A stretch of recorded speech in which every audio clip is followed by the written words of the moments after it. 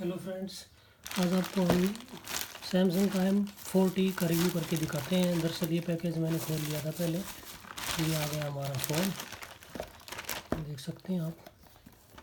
और ये हमारा बिल,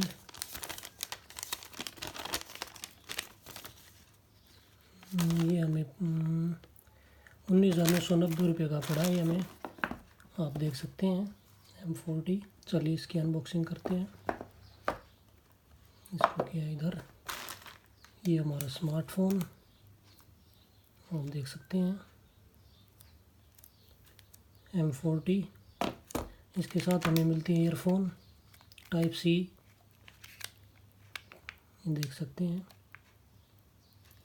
और हमें मिलता है चार्जिंग केबल जो टाइप सी पोर्ट है, और एक फास्ट चार्जर 2 एम्पियर का, और एक मिलती है हमें पिन सिम। तो फ्रेंड हमें मिलता है ये। चलिए फ़ोन को ऑन करते हैं। दरअसल मैंने ये पहले ऑन कर लिया था ये फ़ोन, तो आप देख सकते हैं यहाँ पे इसका कैमरा।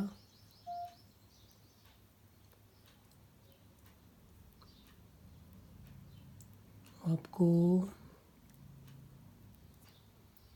देख सकते हैं आप, फ़ोन बहुत अच्छा फ़ोन है friend. Thank you friend video देखने के लिए।